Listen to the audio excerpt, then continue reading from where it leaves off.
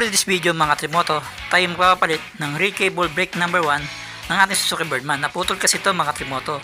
So ito yung napili ko sa Shopee. So for reference, baka gusto mo, ganito na rin. Hindi siya pricey, pero okay na rin mga Trimoto.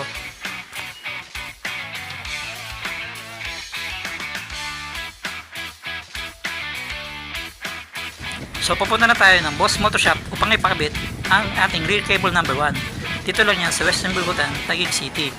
So google mo lang yan mga Trimoto. So tara, let's go! Shoo!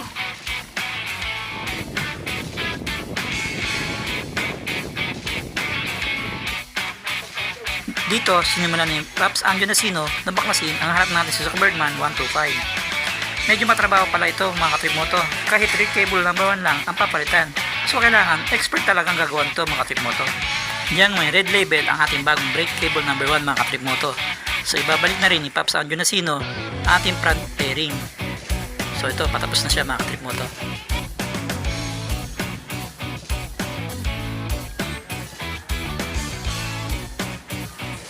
Ito yung naputol na stock natin na brake cable number 1. So 2 years din siyang tumagal mga Trimoto bago naputol. At upang lumakas ang ating braking system, pinapalitan ko na rin ang ating brake pad sa harap. So malakas lang sa likod, malakas na rin sa harap. So safe na tayo sa ating braking system mga Trimoto. Oops, may mga motor shop dyan. Baka gusto nyo makilala ang inyong mga Suzuki Birdman parts. Willing na aking Red Falcon, aking Suzuki Birdman 125 na ipagamit ko. So PM lang katapat. At bago matapos ang video na ito mga Trimoto, baka pwede naman makikita ng like, share, comment ka na rin kung nagustuhan mo ang video na to. At subscribe ka para laging update sa mga video.